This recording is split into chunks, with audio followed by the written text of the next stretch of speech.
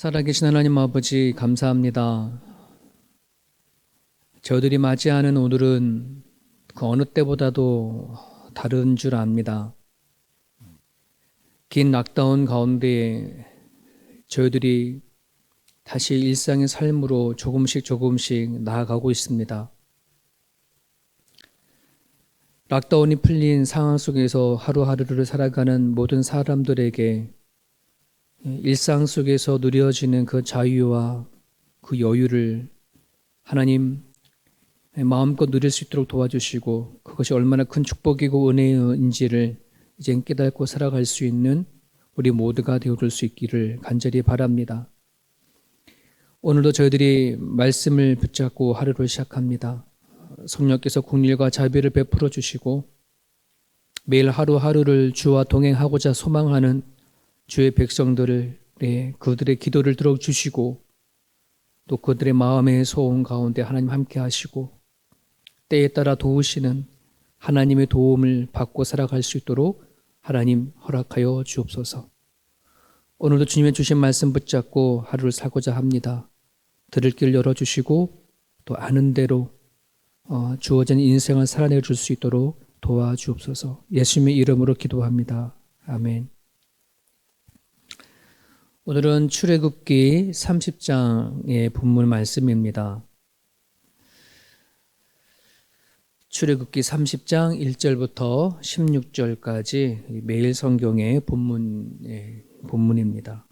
9월달과 10월달엔 이 두 달은 저희 락다운 때문에 매일 성경을 아마 다 구입하지 못해서 개인 큐티를 못하신 분들 많이 계시는데요. 11월달, 12월달 여러분들이 매일 성경을 신청하셔서 매일 하나님 앞에 말씀 묵상하고 살아가는 1대1의 그 예배가 여러분들 삶 가운데 있기를 바랍니다. 1절부터 16절까지 우리 같이 한 목소리로 읽겠습니다. 시작. 너는 분향할 제단을 만들지니 곧 조각목으로 만들되 길이가 한 규빗, 너비가 한 규빗으로 네모가 반듯하게 하고 높이는 2규빗으로 하며 그 뿔을 그것과 이어지게 하고 제단 상면과 전후 좌우면과 뿔을 순금으로 싸고 주위에 금태를 둘을 찌며 금태 아래 양쪽에 금고리리 둘을 만들되 곧 그 양쪽에 만들지니 이는 제단을 매는 채를 꿰일 곳이며 그 채를 조각목으로 만들고 금으로 싸고 그 제단을 증거궤 위 속죄소 맞은편 곧 증거궤 앞에 있는 휘장 밖에 두라. 그 속죄소는 내가 너와 만날 곳이며 아론이 아침마다 그 위에 향기로운 향을 사르되 등불을 손질할 때에 살을 찌며 또 저녁 때에 등불을 켤 때에 살을 찌니 이 향은 너희가 대대로 여호와 앞에 끊지 못할지며 너희는 그 위에 다른 향을 사르지 말며 번제나 소제를 드리지 말며 전지에 술을 붓지 말며 아론이 1년에 한 번씩 이 향단 뿔을 위하여 속죄하되 속죄의 피로 1년에 한 번씩 대대로 속죄할지니라. 이 제단은 여호와께 지극히 거룩하니라. 여호와께서 모세에게 말씀하여 이르시되 너가 이스라엘 자손의 수요를 조사할 때에 조사받은 각 사람은 그들을 계수할 때에 자기의 생명의 속전을 여호와께 드릴지니 이는 그것을 계수할 때에 그들 중에 질병이 없게 하려 함이라. 무릇 계수 중에 들으는 자마다 성소의 세계를 반 세계를 낼지니 한 세계를 20개라. 그 반 세계를 여호와께 드릴지며 계수 중에 드는 모든 자 곧 20살 이상 되는 자가 여호와께 드리되 너희의 생명을 대속하기 위하여 여호와께 드릴 때에 부자라고 반 세겔에서 더 내지 말고 가난한 자라고 덜 내지 말지며 너는 이스라엘 자손에게서 속전을 취하여 회막 봉사에 쓰라. 이것이 여호와 앞에서 이스라엘 자손의 기념이 되어서 너희의 생명을 대속하리라. 아멘. 오늘 본문에는 딱 두 가지 얘기가 있네요. 분향단을 만드는 이야기 그리고 인구조사에 관한 얘기에 대해서 오늘 말씀을 담고 있습니다. 1절에 보게 되면 그 분향재단을 만드는데 조각목으로 만들어라 이렇게 얘기를 하고 있습니다. 그 분향제단 여기 보면 길이가 1규빗, 넓이가 1규빗, 높이가 2규빗, 그러니까 정육면체가 될 것 같습니다. 그러니까 1규빗 정도 되어진다고 한다면 약 45cm 정도 되거든요. 그러니까 가로, 세로 45cm, 높이는 약 90cm가 되어지는 그런 분향단이에요. 그러니까 그렇게 크지 않네요, 보니까. 그죠?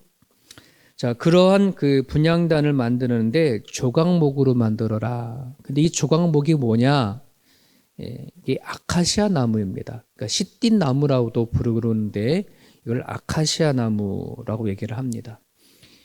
대부분 법계나 또 진설병상, 그다음에 번제단, 오늘 분향단이, 그러니까 모든 성막에 사용되어지는 성구를 대부분 이 조각목으로 이렇게 사용하라 했습니다.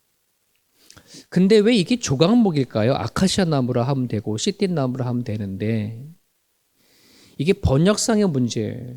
개역 성경에 다음엔 이거를 정말 아카시아 나무로 해야 되고 시띠 나무로 바꿔줘야 돼요. 우리 개역 성경은 예전에 한글로 나오기 전에 한자어로 먼저 나온 거 여러분 아세요? 그러니까 한자어로 먼저 되어져 있는데 이 복음이 한국보다 중국으로 먼저 들어간 거 아시죠? 중국에 복음이 들어갔을 때에 그들이 성경을 번역하는 과정 가운데 이 아카시아 나무가 중국에 없었었대요. 근데 이 아카시아 나무가 비슷한 나무가 중국에는 조각자 나무였다고 합니다. 그래서 이거를 조각자 나무라고 그렇게 기록되어진 거를 우리가 이 한자로 된 성경을 받으면서 그거를 그대로 가져온 거예요. 그래서 조각자 나무를 이게 조각목으로 이렇게 바꿔버린 거예요. 그러니까 그래서 다음에 이게 번역을 다시 할 때는 이게 조각목으로 하면 안 되고 아카시아 나무나 또 시띠 나무로 그렇게 번역이 되어져야 합니다. 이게 조각목이라니까 어떤 분은 그러더라고요. 이 아카시아 나무가 좋은 제목이 아니니까 이게 조각조각 나무로 나올 수밖에 없으니까 이 조각조각 붙여서 만든 거다라고 해서 조각목이다 이렇게 말하는데 이제 그런 나무가 아니고요. 아카시아 나무입니다. 자, 그런데 그럼 왜 하나님은 이스라엘 백성들이 좋은 그 제목으로 사용하고 있는 나무, 백항목이라는 나무도 있잖아요. 근데 그런 좋은 나무를 쓰지 아니하고 왜 이처럼 그 흔하고 별 쓸모가 없는 아카시아 나무로 이 성물들을 만들게끔 했을까? 어떤 학자들은 이사야 53장 2절에 있는 말씀을 가지고 얘기를 해요. 이사야 53장 2절은 오실 메시아에 대해서 이렇게 얘기하고 있습니다. 고운 모양도 없고 풍채도 없고 보기에 흠모할 만한 아름다운 것이 없도다. 그렇기 때문에 성막에 사용하는 모든 성물들은 오시는 메시아 그리스도를 상징하는 것이기 때문에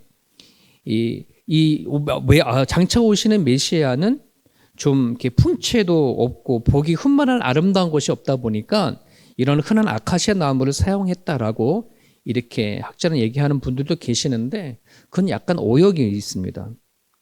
중동 지역의 아카시아 나무는 흔하지만 척박한 그 사막과 그 기후 속에 살아남는 몇 안 되는 귀한 나무였다고 합니다. 악조건 속에서 자라난 나무이기 때문에 어떤 나무보다 단단했고요. 그리고 벌레가 파먹지 못할 정도로 그 나무가 단단했대요. 그래서 이집트 같은 경우에는 이 아카시아 나무를 영생, 불멸을 상징하는 그런 나무였다고 합니다. 그래서 그들이 이집트의 사람들이 사람이 죽으면 미라를 만들어서 미라의 관을 이렇게 집어넣잖아요. 그 관을 만들 때에 아카시아 나무를 만들었다고 합니다. 왜냐하면 영원, 불멸 이거를 상징하고 드러내는 존귀한 나무였기 때문에 그래요. 그래서 이 성막의 기구를 아카시아 나무로 사용한다고 했다는 말은 하나님의 말씀에 말씀이 영원성을 상징하기 위한 것임을 더 이렇게 의미가 있어요. 그러니까 하나님의 말씀이 영원하다는 것을 드러내기 위해서 흔하지만 그 당시에 가장 존귀하고 귀하게 여겼던 아카시아 나무로 만들었다는 거죠. 저는 그래서 이 부분이 더 이제 이런 법궤나 또는 조각 분향단을 만들었을 때 아카시아 나무로 만든 것이 하나님 그렇게 만들었다 하는 것에 더 무게를 두고 있습니다. 자, 이런 면에서 우리는 마치 이 가시가 많은 아카시아 나무를 좀 닮았다 이런 생각을 좀 해보게 되어집니다.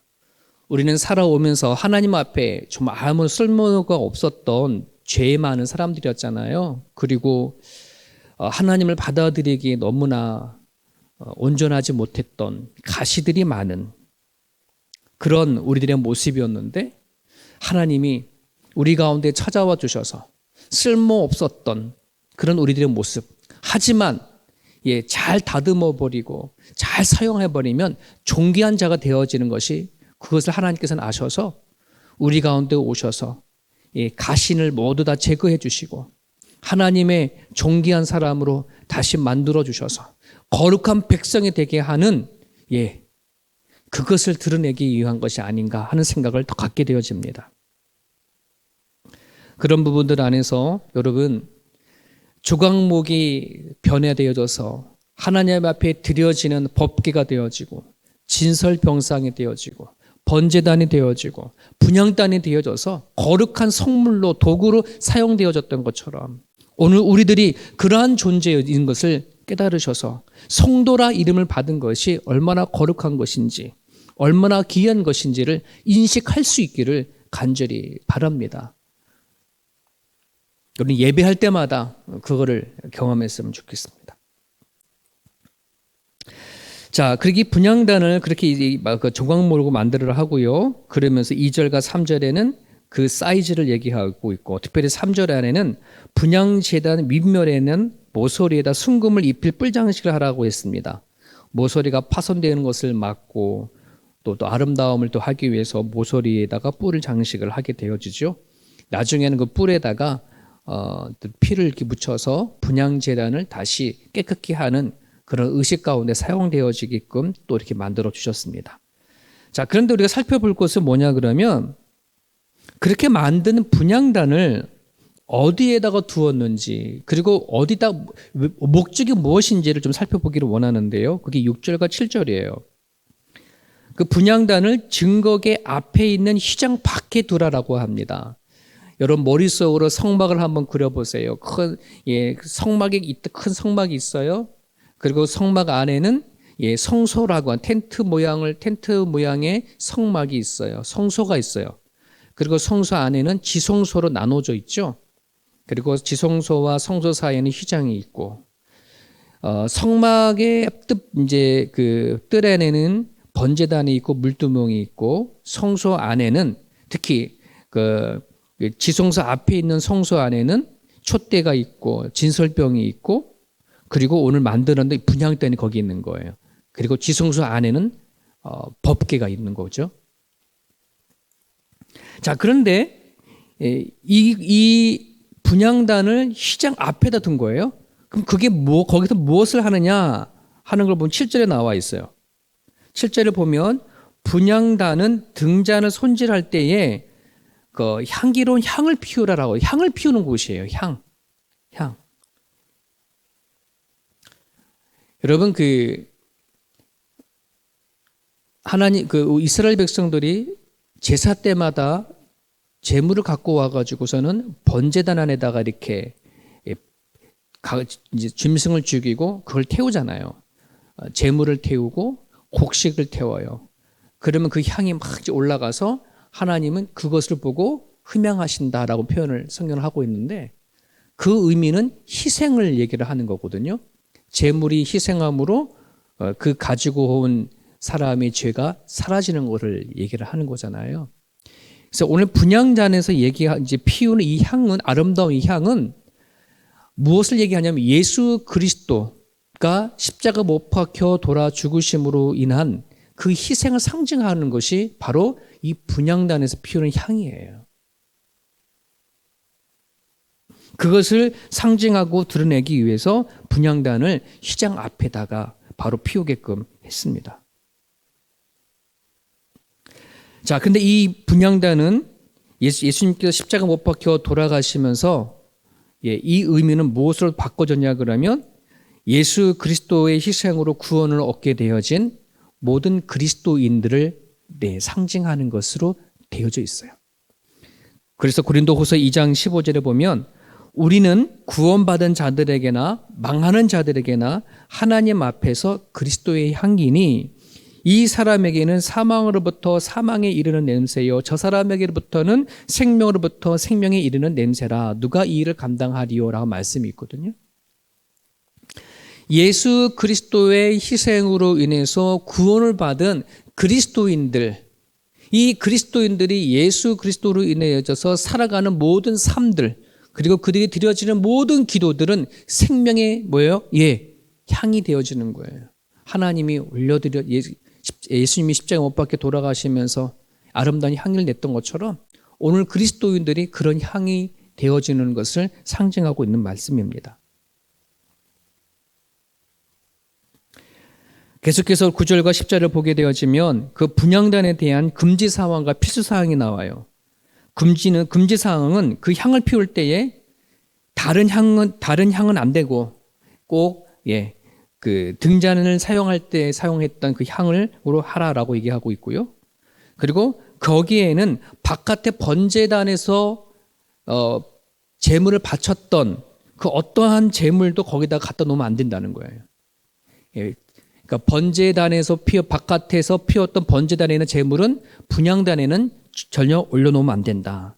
그리고 포도주도 갖다 부으면 안 된다. 번제단 안에다가 포도주를 부으면서 전제를 드렸거든요. 근데 그거는 번제단에서만 해야지 분향단에서는 결코 포도주를 붓지 말아라 이렇게 얘기하고 있어요. 필수 사항은 뭐냐면 1년에 한 번 바깥에 번제단에서 희생했던 제물의 피를 조금 가져다가 분향제단의 뿔에 발라라. 이게 이제 필수 상황이죠.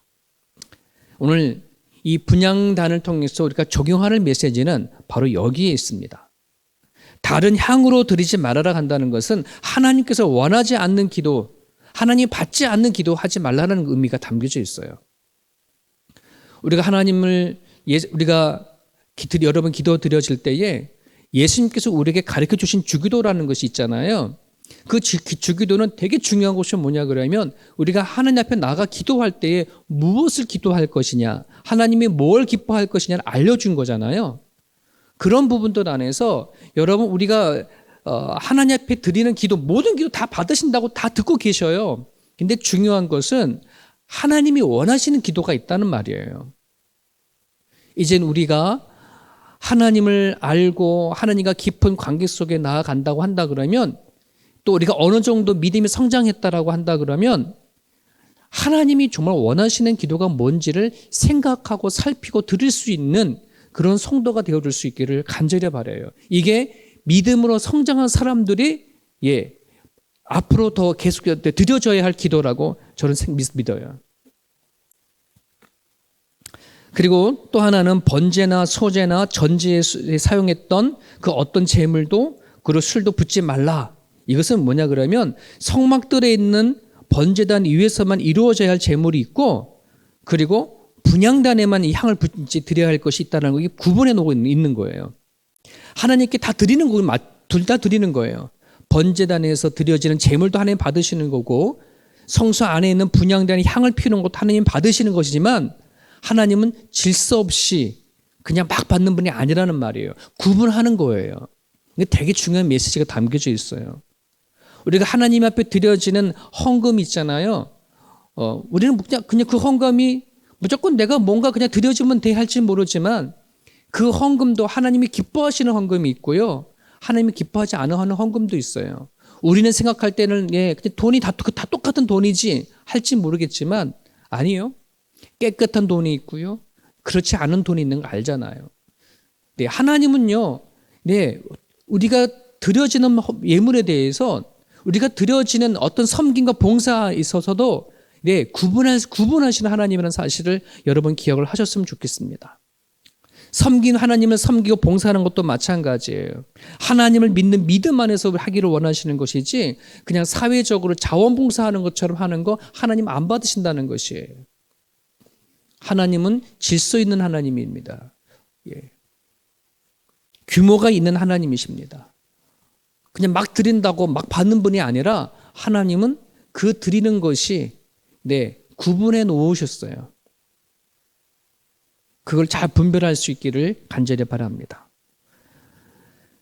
필수사항이었던 것, 1년에 한 번 희생제물의 피를 가져다가 분향제단에다가 뿔에 발라라, 이것을 하고 있는데 왜 시켰냐 그러면요, 분향단이 비록 하나님께 분향하는 성물이지만 부정한 사람들이 계속 왔다 갔다가 접촉하면서 이 분향단 자체가 부정할 수 있거든요. 그것을 뭐 하냐면 깨끗게 하는 의식이에요. 여러분, 이러한 의식들, 인간이 얼마나 더럽고 추악한 죄인지를 낱낱이 이런 걸 통해 드러내시는 거거든요.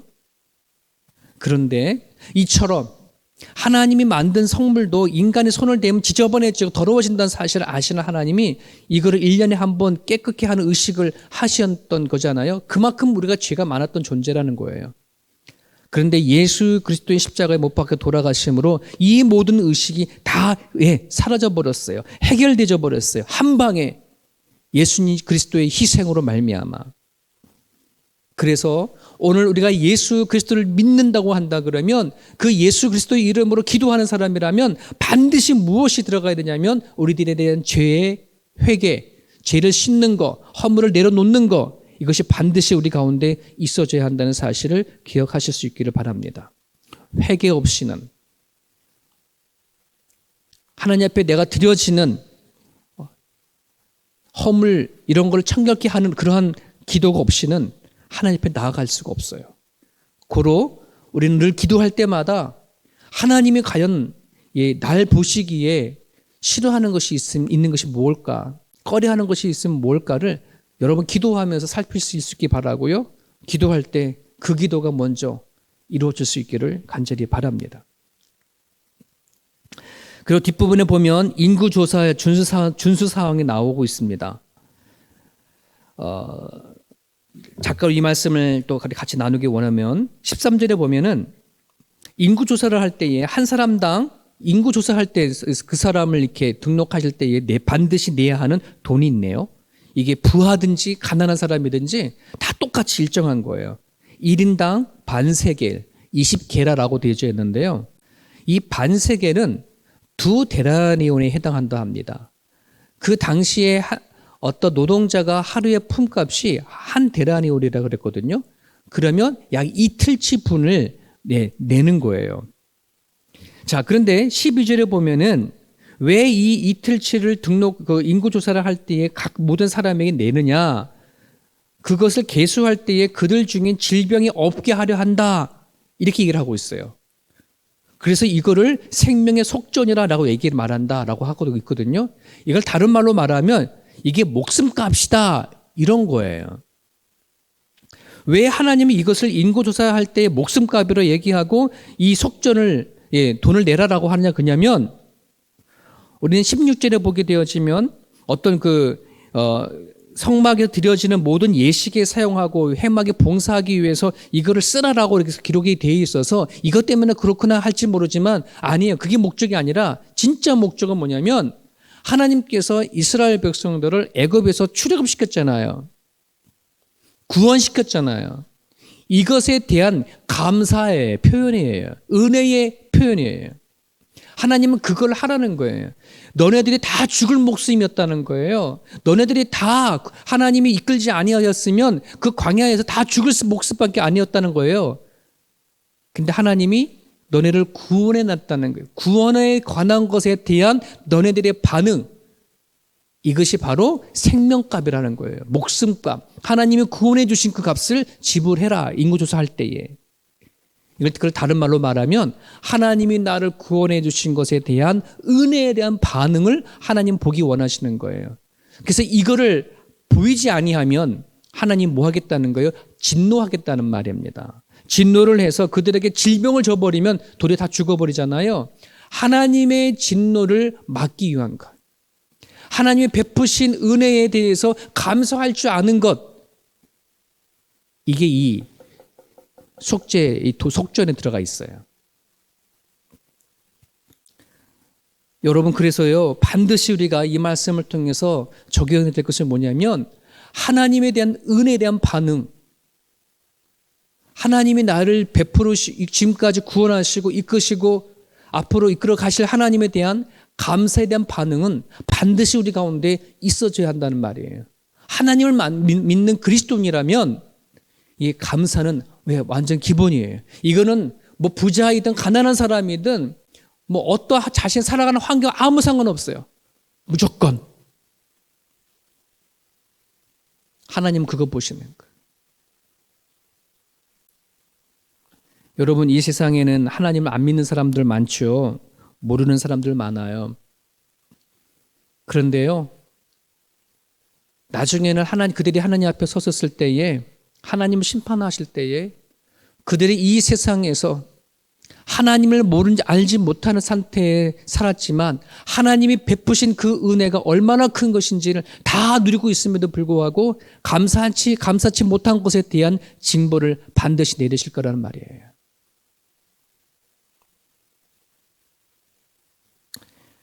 그런 부분들 안에서 오늘 하나님의 은혜를 받은 사람들마다 감사할 수 있는 그런 삶이 있기를 바랍니다. 여러분의 가정이 하나님을 향한 감사로 인해서 가정이 움직여 갈 수 있기를 바랍니다. 교회의 모든 운영이 하나님을 향한 감사로 인해서 교회가 다 운영이 되어질 수 있기를 간절히 바랍니다. 여러분의 일터도 마찬가지입니다. 하나님이 날마다 부어주신 그 은혜에 감사해서 일터를 운영해 나갈 수 있기를 바랍니다. 16절을 보세요. 목숨값으로 내는 것을 통해서 하나님이 이스라엘을 잊지 않고 지켜주신다라고 하는 이 약속을 하고 계십니다. 하나님의 인도하심과 하나님의 이끄심을 경험하고 살아가기 원하시는 분들을 살아가는 삶의 현장 가운데 하나님의 은혜를 결코 잊어버리지 아니하는 감사의 삶 살아갈 수 있는 저와 여러분의 모습이 되었으면 좋겠습니다. 오늘 이 아침에 여러분의 기도하실 때 이 세 가지 놓고 기도하시기 원하는데, 첫 번째는 내가 하나님의 거룩한 선택을 입은 성도였구나. 아무 쓸모없는 존재를 하나님께서는 거룩한 존재로 삼으셨구나라고 하는 성도에 대한 인식을 가지고 기도하시기를 바라고요. 두 번째는 하나님을 향한 바른 기도가 있기를, 이젠 우리가 어린아이의 티를 벗어버리고 이제 하나님 앞에 성장했다라고 하면 하나님 아버지가 기뻐하시는 기도가 무엇인지를 알고 기도하실 길을 여러분 기도하시고요. 마지막으로는 은혜에 대한, 하나님이 부어주신 은혜에 대한 감사로 기도할 수 있는 그런 사람이 되어줄 수 있도록 이 아침에 기도해 주시면 좋겠습니다. 오늘 주신 말씀 붙잡고 같이 기도하시고 오늘 하루도 주와 함께 하루를 시작할 수 있기를 바랍니다. 기도하겠습니다.